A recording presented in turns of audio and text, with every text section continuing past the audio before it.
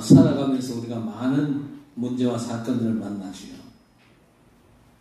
그런데 그 많은 문제와 사건들 중에 거의 대부분은요, 문제가 안 되거든요. 많은 사람들이 진짜 문제를 알지 못해가지고 문제 아닌 것에 완전 매여 있습니다. 진짜 문제를 알아야 될 것이고 진짜 문제를 해결해야 되겠지요. 예수 안 믿어도 해결되는 문제는요, 우리 문제가 아니거든요. 몸이 좀 아프다 문제라고 생각하지만요, 그것도 별 문제 안 될 수 있습니다. 병원 가서 치료받으면 되잖아요. 그런데 예수를 그리스도로 믿지 아니하면요, 절대 안 되는 문제가 있습니다. 그 문제가 도대체 뭡니까? 어떤 문제라도 그 당사가 죽으면요, 그와는 관계가 없어집니다. 그렇죠? 만약에 누가 빚을 졌다, 그 사람이 죽어버리면 사실 끝나는 문제예요. 물론 그 사람 가족이 있으면요, 그 가족에게 그 책임이 돌아가는 경우도 있겠지만은,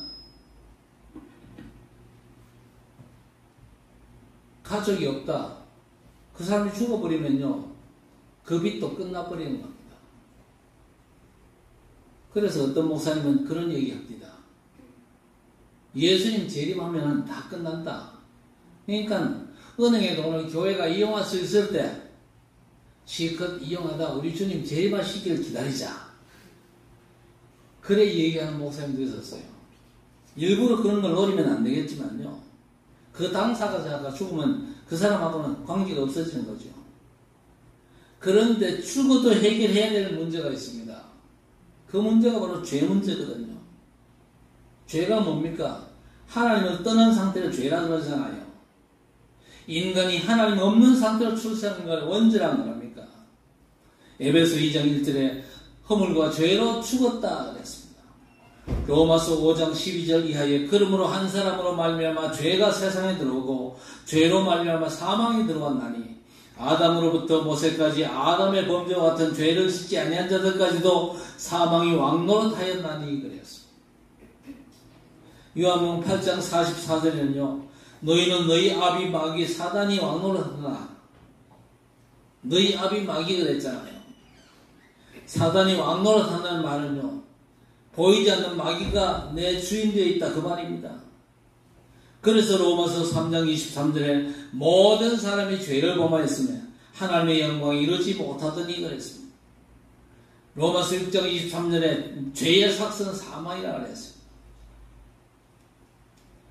창세기 2장 16절 17절에 하나님께서 첫사람 아담 하와에게 뭐라고 그랬습니까? 동산 각종 나무의 열매는 네가 임의로 다 먹으라. 그러나 선악을 알게 하는 나무의 열매는 먹지 마라. 먹는 날엔 반드시 죽으리라 그랬습니다. 반드시 죽으리라 무슨 얘기입니까? 하나님의 형상을 잃어버린다 그 말입니다. 가장 비참한 상태 아닙니까? 모든 걸 다 먹되 선악을 알게 하는 나무의 열매만 먹지 말라는 겁니다.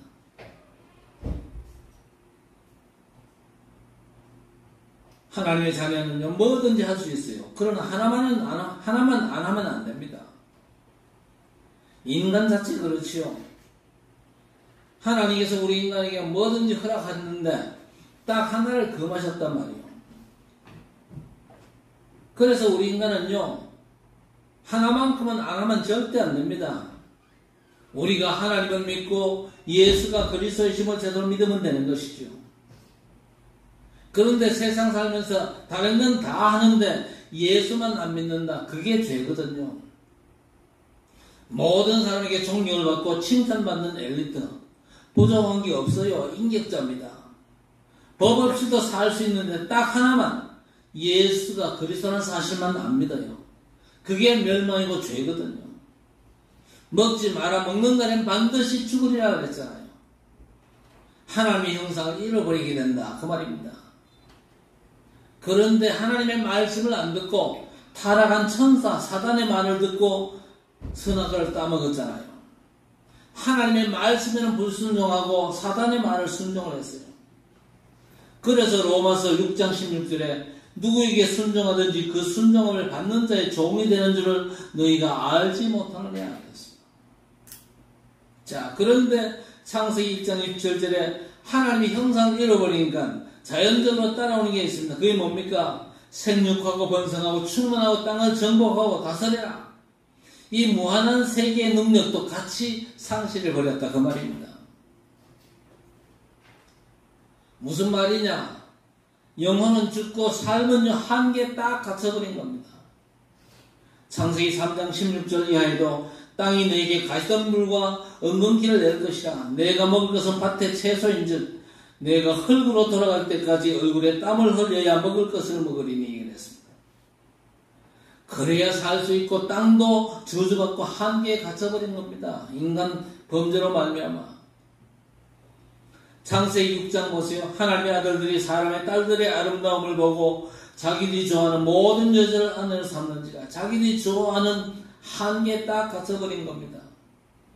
사실은 인간은 하나님이 좋아하는 걸 선택을 해야 되는데 내가 선택한 게 좋은 줄 알고 선택한 건데 그게 바로 한계에 딱 갇혀버린 것입니다.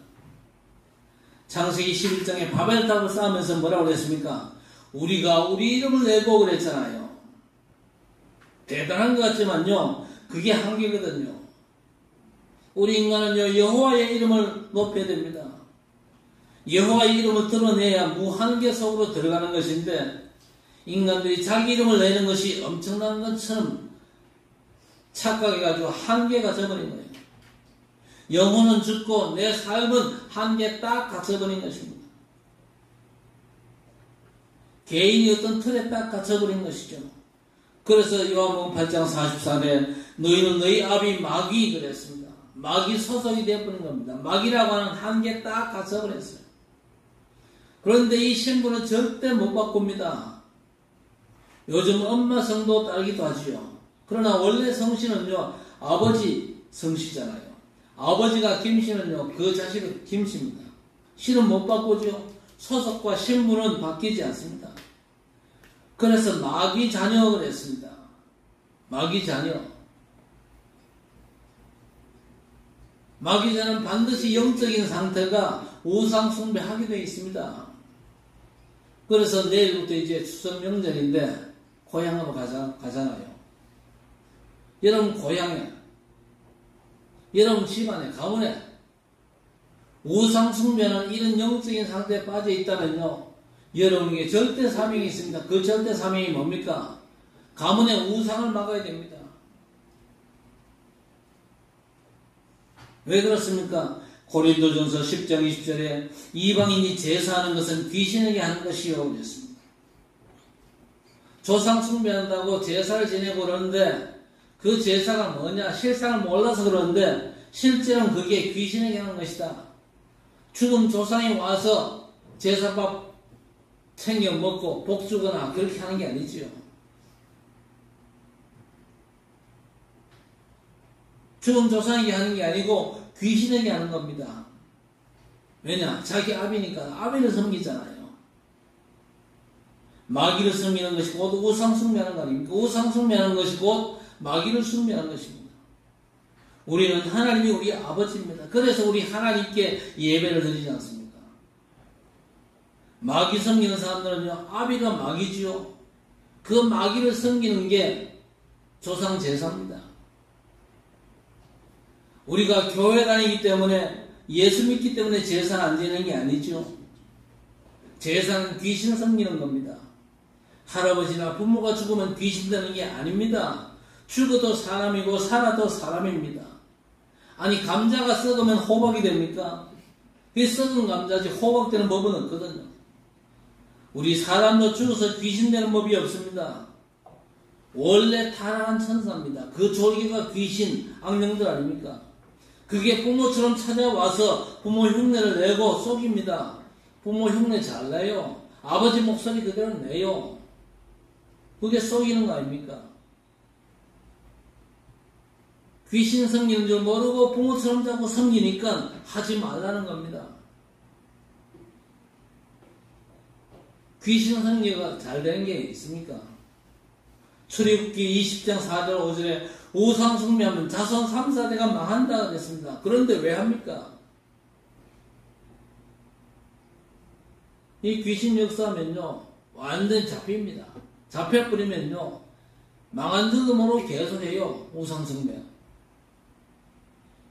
세상 나라는 의식주가 풍부하면요, 성공했다. 그렇게 말하죠.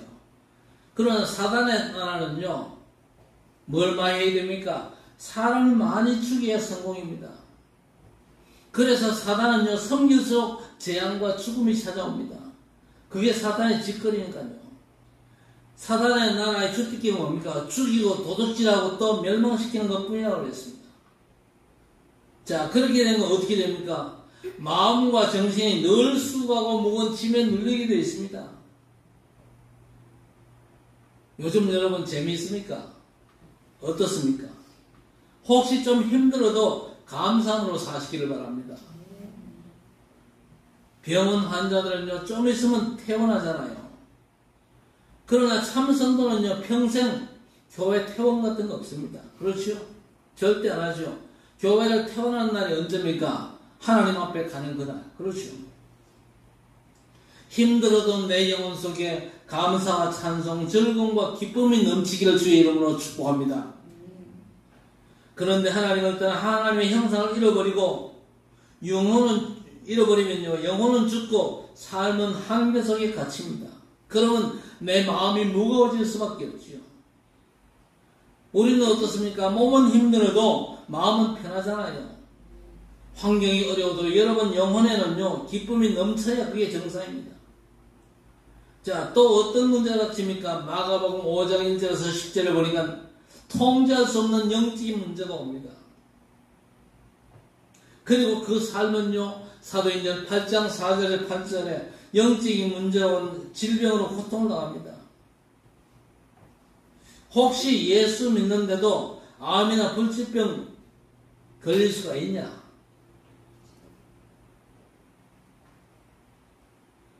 물론 구원받은 사람에게도 암이나 불치병이 옵니다.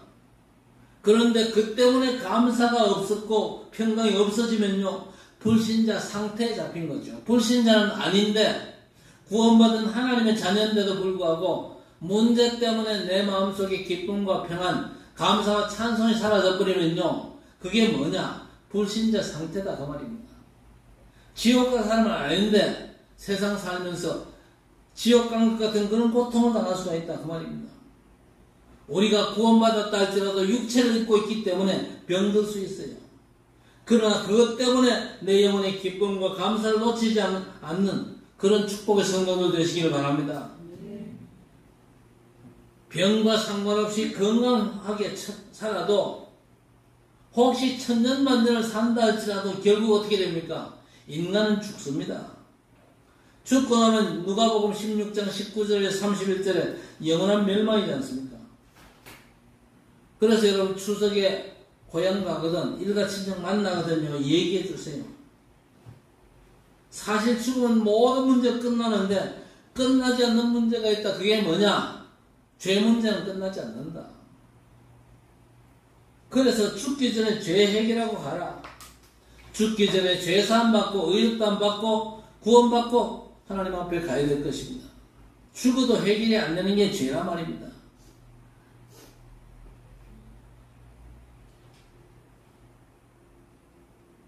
거기다가 후대 문제가 오거든요. 출애굽기 20장 4절 5절에 우상 숭배하면 자손 3, 4대가 망한다 그랬어. 하나님의 은혜를 잊지 못하면요, 영적인 상태가 그대로 후대에게 전달이 되는 겁니다. 이게 인간 문제죠. 그리고 세상 문제의 뿌리입니다. 모든 문제의 원인이 죄입니다. 폭발물이 있는데 폭발물에 뇌관을 뽑으면요, 형체는 폭발물이라도 아무런 능력이 없잖아요. 실탄에 화약을 제거해버리면 암만 뇌관을 두드려도 총알은 안 나갑니다. 죄사함을 받고 의롭다함을 얻었다. 구원받았어도 그 형태와 상황, 현실은 사실 똑같습니다. 불신자나. 그런데 그게 예수 믿고 구원받아서 죄사함 받은 자에게는요, 아무런 영향을 줄 수 없습니다. 아니 그래도 그렇지 어째 이런 어처구니 없는 일이 있을 수 있습니까? 여러분 예수 믿고 육신을 입고 사는 동안에는요, 우리에게 뭔 일이라도 생길 수가 있어요. 병이 걸릴 수도 있고 지독한 어려움 속에 빠질 수도 있고 그렇습니다. 어떤 면에서 당연히 실패했다 싶은 그런 일도 당할 수 있습니다. 그러나 예수 믿는 사람에게 그건요 뇌관에 없는 폭발물과 같은 겁니다. 화약이 제거된 실탄이라 그 말입니다. 아무런 영향이 없거든요. 흔들리지 마시기를 바랍니다. 누가 뭐라고 해도 나는 구원받은 하나님의 자녀야. 하나님께서 지금 나와 함께 계시고 내 어떤 문제 앞에서도 하나님은 전능하신 분이고 하나님은 내 아버지시고 나를 가장 사랑하시는 분이야. 어떤 문제도 내게는 문제가 안 돼. 이 문제는 내 문제가 아니고 우리 주님께서 십자가에 다 끝내신 문제야. 믿음 고백하는 여러분 되시기를 바랍니다. 자, 이런 인간의 절대 문제를 어떻게 율법을 지키고 할례를 행한다고 해결할 수 있겠습니까? 오늘 1절 말씀에 뭐라고 그랬습니까? 어떤 사람들이 유대로부터 내려와서 형제들을 가르치되 너희가 모세의 법대로 할례를 받지 아니하면 능히 구원을 받지 못하리라. 이렇게 심각한 죄 문제를 모세 율법을 지키고 할례를 행한다면 해결할 수 있겠습니까?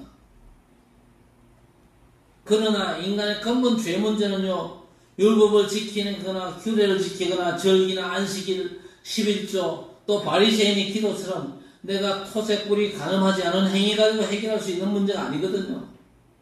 그래서 로마서 3장 20절에 뭐라고 그랬습니까? 율법의 행위로는 의롭다함을 받을 육체가 없다고 그랬습니다. 로마서 5장 13절에 보니까 죄가 율법이 있기 전에도 세상에 있었으나 율법이 없었을 때는 죄를 죄로 여기지 아니하였느니라 그랬습니다. 여러분, 죄가 먼저입니까? 율법이 먼저입니까? 뭐가 먼저입니까? 뭐가 먼저입니까? 율법이 먼저였어요? 죄가 먼저였어요? 죄가 먼저였잖아요. 에덴 동산에서 먼저 시작된 게 죄거든요.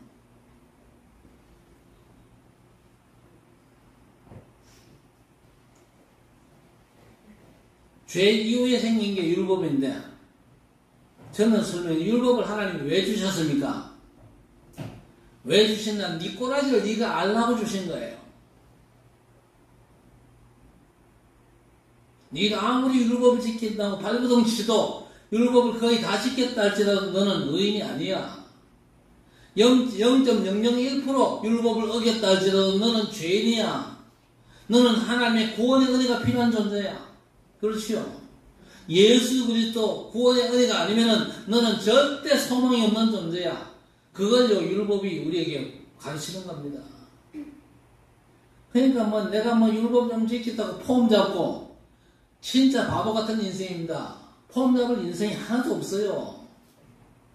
그 사람 정확하게 진단해 보세요. 니 진짜 율법 다 지켰냐? 목사님 내가 다 지켰는데. 어떤 젊은이가 예수님 찾아와서 그랬잖아요. 다 지켰다고. 어려서부터 다 지켰습니다. 간도 크지. 어려서부터 다 지켰대. 성경 뭐라고만 얘기합니까? 갓난 애기도 죄인이다. 돌이 없다. 그래 말하잖아요. 조사해보면요. 내가 다 지켰다. 성경을요. 진짜 모르는 사람입니다. 많은 율법을 내가 지켰어요. 하나님. 내가 율법을 지킬 수 없는 존재인데 이 율법을 다 지켰는데 하나님께서 내게 율법을 지킬 수 말씀대로 살 수 있는 힘 주신 건 감사합니다. 그리고 나서도 부끄러워야 돼요. 그게 정상입니다. 율법은요, 네가 진짜 하나님의 은혜가 필요한 인간이지 네가 완전한 존재가 아니라는 걸 분명히 선포합니다. 아무리 네가 발버둥 쳐도 너는 죄인이고 너는 지옥에 합당한 존재야. 예수 그리스도 구원의 은혜가 아니면은 너는 어떤 희망도 없는 존재야. 그 점을 우리에게 밝혀주는 겁니다. 율법 이전에 죄가 먼저 있었다니까요. 그런데 어떻게 율법을 지킨다고 해서 구원을 받을 수 있겠냐 그 말이거든요. 그래서 인간은요 죄 문제를 해결해야 됩니다. 율법을 지킴으로 죄가 해결되는 게 아니죠. 죄를 해결해야 하나님이 기뻐하시는 삶을 하나님의 은혜와 능력으로 감당할 수가 있는 것입니다. 그래서 오늘 읽은 얘기가 사실 교회 안의 얘기입니다. 여기는 모세의 법대로 또 할례라고 얘기했지만요. 모세의 모든 법을 얘기한 규범을 지키고 규례를 지켜야 하고 절기를 지키고 행동을 바르게 해야 되는데 할례가 구원이다 그 말은 안 했지만요. 믿음으로 구원받지만은 할례도 받아야 그 구원이 온전해진다는 그런 의미가 담겨 있는 겁니다. 여러분 우리가 예수 믿지만 예수 믿어가 구원받지만요. 율법도 지켜야 구원이 완전해집니까? 그 말은요. 우리 구원에 내가 요만큼이라도 보태야 된다 그 말인데 그야말로 건방진 소리입니다. 그거는요. 진짜로 틀린 소리거든요. 우리의 구원은요. 오직 예수 그리스도를 믿음으로 받는 줄 믿습니다. 오직 예수 그리스도 안에 구원의 비밀이 있어요. 오직 예수 외에 예수도 좋지만 내가 그래도 율법도 지키고 할례도 행해야 된다. 그건 틀린 소리입니다. 죄에 대해서죠. 먼저 법을 지키고 행위 강조하는 걸 신앙의 기준으로 삼는다. 그러면 그 사람은 종교에 빠져버린 겁니다. 성경은요. 오직 믿음으로만 죄사함 받고 의롭다 함을 얻을 수 있다고 말씀하고 있습니다. 구원받을 수 있다고 얘기하는 거죠. 그래서 로마서 1장 16절 17절에 내가 복음을 부끄러워하지 아니하노니 이 복음은 모든 믿는 자에게 구원을 주시는 하나님의 능력이 됨이라 했습니다. 이 복음은 모든 믿는 자에게 구원을 주시는 하나님의 능력이 됨이라. 먼저는 유대인에게요. 그리고 헬라인에게로다. 복음에는 하나님의 의가 나타나서 믿음으로 믿음에 이르게 하나니 기록된 바 오직 의는 믿음으로 말미암아 살리라 함과 같으니라. 창세기 1장 27절에 하나님께서 자기 형상대로 우리 인간을 지었어요. 그러면서 이거는 먹지 마. 먹는 날에는 죽어. 하나님의 형상을 잃어버린다는 겁니다. 그런데 그 말씀에 불신앙해가지고 하나님의 형상을 잃어버렸어요. 완전 절망이죠. 그런데 그때 하나님께서 그 형상을 회복시킬 메시지를 주셨습니다. 그 메시지가 뭡니까? 창세기 3장 15절에 여자의 후손이 뱀의 머리를 상하게 할 것이요. 그랬습니다. 여자의 후손 메시아를 보내신다. 그분이 오시면 뱀의 머리를 상하게 한다. 땅꾼 역할을 세계에서 최고로 잘한다. 그 얘기가 아닙니다. 뱀 속에 자기 정체를 숨기고 아담과 하와를 범죄케 한 사단의 권세를 완전히 꺾으실 것이다. 그 얘기입니다. 그래서 메시아 그리스도께서 오셔가지고 잃어버린 하나님의 형상을 회복시키겠다는 겁니다. 그래서 예수께서 마가복음 10장 45절에 뭐라고 말씀하셨습니까? 인자가 온 것은 섬김을 받으러 온 것이 아니요 오히려 섬기려 하고 많은 사람을 위한 대속제물로 죽기 위해 왔다. 그랬습니다. 통일교에서 누가 예수께서 죽기 위해서 왔다고 주장하는가 그렇게 얘기하면서 전통 교회들을 공격을 하는데 예수님은 죽기 위해서 오셨어요. 누구 대신? 나 대신. 내가 죄인이지 않습니까? 내가 죄 때문에 죽어야 되잖아요. 그런데 내 대신 예수께서 어린 양 되셔가지고 죽으시고 피를 흘리신 겁니다. 그래서 요한에서 3장 8절에 죄를 짓는 자 마귀에게 속하나니 마귀는 처음부터 범죄함이라. 하나님의 아들이 나타나신 것은 마귀의 일을 멸하려 하심이니라. 내가 곧 길이요 진리요 생명이니 나로 말미암지 않고는 아버지께 올 자가 없느니라 그랬습니다. 가이사르 빌립보에서 물으셨죠. 사람들이 인자를 누구로 하느냐? 아다시피 세례 요한 엘리야 예레미야나 선지자 중에 하나를 하나이다. 그러면 너희는 나를 누구로 하느냐? 시몬 베드로가 주는 그리스도시요 살아계신 하나님의 아들이시니라. 뭐라고 말씀하십니까?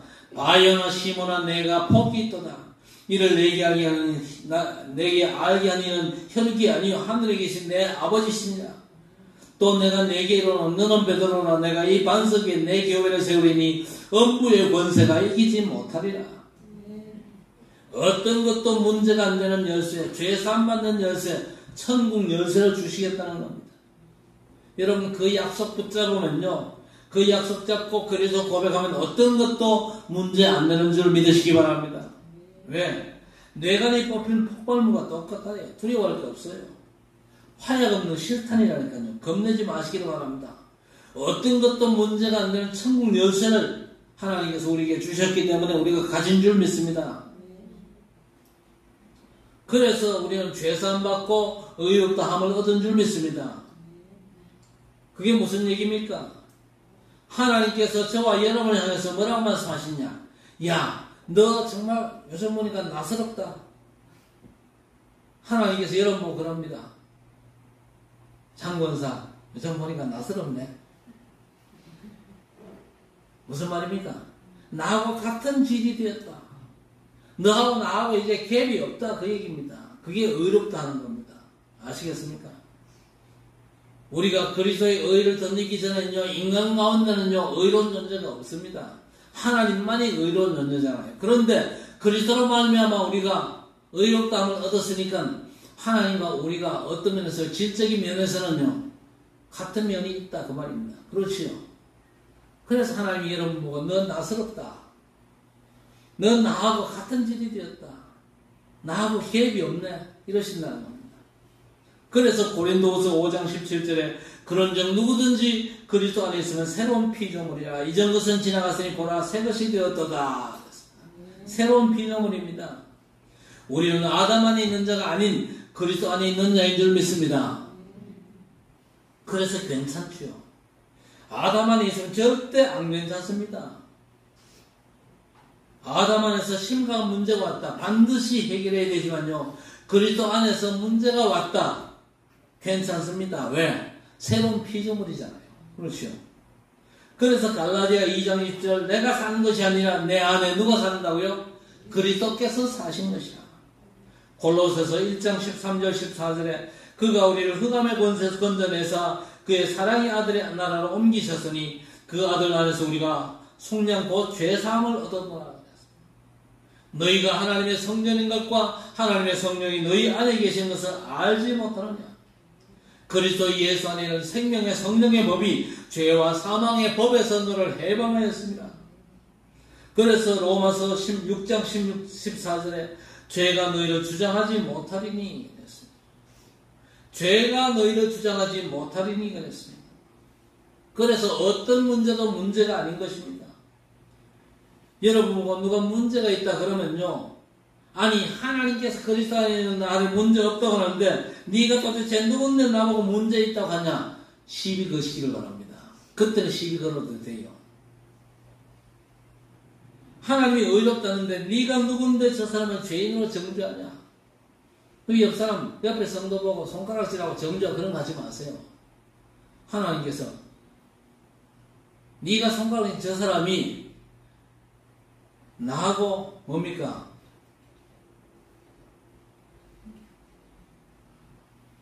하도 그저 안 하다가 한번 써먹으니까 저 사람이 나하고 질이 같은 존재가 돼서 저 사람이 나하고 상당히 낯설어. 하나님 그렇게 딱 그저 변호하십니다. 그렇죠. 죄가 너희를 주장하지 못하리니 이는 너희가 법 아래 있지 아니하고 은혜 아래 있습니다. 법 아래 있으면 우리는요 희망이 없어요. 그런데 우리가 은혜 아래 있습니다. 그리스도께서 우리를 위하여 죽어주셨잖아요. 대속의 죽음을 죽어주시기 때문에 그래서 그리스도 안에 있으면 은혜 아래 하나님께 더 이상요 우리를 죄인 보듯이 하지 않습니다. 그리스도 안에서는요 그 어떤 것도 문제가 안 됩니다. 왜? 그리스도 아니잖아요. 방주 아니잖아요. 그래서 그리스도를 통해서 자신을 의지하지 말고 자신을 그리스도 안에서 살리신 하나님만 의지하도록 하시기 위해서입니다. 그렇죠? 어떤 경우에도 하나님만 의지하시기를 바랍니다. 우리는 질것 같은 존재입니다. 깨지기 쉽습니다. 부서지기 쉽습니다. 그런데 그 질것에서 뭘 담았냐? 보화를 담았어요. 내 속에 하나님 그리스도가 능력 있음을 아시기를 바랍니다. 너무 힘들고 어려우니까 바울 사도가 문제가 떠나기를 하나님께 간절히 기도했는데 하나님이 뭐라고 말씀하십니까? 내 은혜가 내게 족하도다. 이는 내 능력이 약한 데서 온전하여짐이라. 그러므로 도리어 크게 기뻐함으로 나의 여러 약한 것들에 대해 자랑하리니 이는 그리스도의 능력이 내게 머물게 하려 함이라 하셨습니다. 그리스도 안에서는 괜찮다 그 말입니다. 혹시 그리스도 안에서 약간 실수를 했다. 어떻습니까? 괜찮습니까? 안 괜찮습니까? 예? 괜찮습니까? 진짜입니까?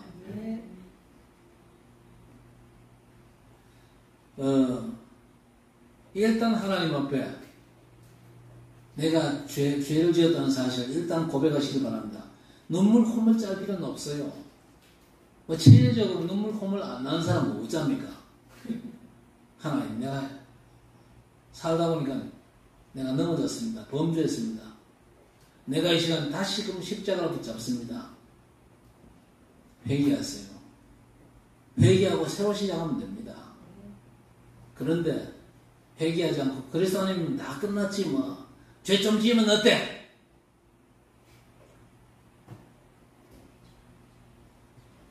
맞습니까? 그 사람? 그런 사람이 있거든요. 구원파가 거짓 아닙니까? 구원파가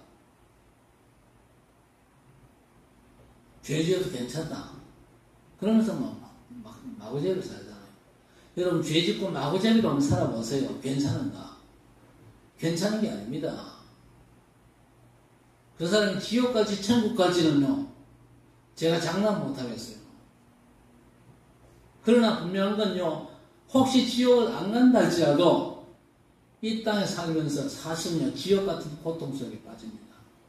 그건 틀림없는 사실입니다. 왜? 그 영적인 상태는 누가 건드리기 좋은 상태입니까? 늘 그저 일사가 죄 짓는 그 사람은요. 영적인 상태가 사단이 건드리기 너무 그저 좋은 사단의 밥입니다. 신부는 하나님의 자녀라도 그 사람의 삶은 사단이 자꾸 공격하기 때문에 이 땅에서 삶은 상당히 쉽지 않을 겁니다. 그래서 우리는 죄지면요 하나님과 회개하고 돌이켜야 됩니다. 회개가 뭡니까? 내 잘못했습니다. 그게 회개가 아니잖아요. 회개는 삶을 돌이키는 겁니다. 그렇죠? 그래서 우리는 회개하려고 너무 애쓸 필요 없이 우리는 하나님이 원하시는 방향으로 딱 방향 맞춰가면 됩니다. 방향 맞춰가는 게 뭡니까? 그게 바로 전도와 선교입니다. 칠곡 복음하고 대구 복음하고 237 5천 종족 세계 복음하는 것입니다. 그리고 우리 후대를 렘넌트로 세우는 겁니다. 거기에 내 삶을 올인하는 겁니다. 어느 정도 올인하면 됩니까? 딴짓할 마음에 생각이 전혀 안 들 만큼 집중하는 겁니다. 그리스도 안에 있으면 괜찮다. 그 말의 의미는요 여러 가지를 함유하고 있습니다. 그리스도 안에 있으면 정말 괜찮습니다. 그리스도 안에서 하나님이 정말 기뻐하시는 방향 제대로 잡고 여러분의 삶이 하나님의 세밀한 인도받게 되기를 바랍니다. 범죄할 수밖에 없는 게 인간이지만요 범죄했을 때 빨리 돌이켜야 됩니다. 안 돌이키면요 사단이 우리를 자꾸 공격합니다. 그래서 이 땅에서 삶은 실패할 수가 있거든요. 우리 성도들은요 이 땅에서 삶도 실패하면 안 돼요. 세계 복음화 때문에 여러분 삶도 승리하셔야 됩니다. 그리스도 안에서 정말 응답받고 승리하는 여러분 되시기를 주의 이름으로 간절히 축원합니다. 하나님 아버지 감사합니다. 인생 살아가면서 그 어떤 것도 문제가 안 되지만 근본 죄 문제만큼은 해결이 안 되면 지옥 갈 수밖에 없는 심각한 문제임을 깨닫게 하시고 내가 해결하는 것이 하나님께서 그리스도 안에서 우리의 죄 문제를 근본적으로 해결하셨음을 믿고 복음 안에 깊이 뿌리 내리고 복음을 누리며 이 복음을 증거하는 전도자로 승리하는 주의 백성들이 되게 해 주옵소서. 어떤 경우에도 주님이 나와 함께 계시고 내 삶을 인도하시고 내 삶 가운데 하나님의 절대 계획이 성취될 것을 믿으며 하나님의 인도 속에서 말씀 따라가다가 하나님의 영광을 보며 하나님이 기뻐하시는 전도 선교 진정한 하나님의 소원을 이루는 주의 백성들이 될 수 있도록 하나님 역사해 주옵소서. 추석 명절이 이제 내일부터 시작됩니다. 하나님의 정확한 인도받게 하시고 우리 가문의 모든 우상을 무너뜨리고 복음의 빛을 비추는 빛의 망대가 우리 가문에 우뚝 세워지는 일에 주의 백성들이 주역의 역할을 감당할 수 있도록 은혜를 베어 주시옵소서. 모든 우상과 종교에서 벗어나 정말 복음의 놀라운 축복 속에서 하나님께만 최고로 영광 돌리고 하나님이 기뻐하시는 전도자로 승리하는 주의 백성들이 되게 해 주옵소서. 예수님의 이름으로 간절히 기도드리옵나이다. 아멘.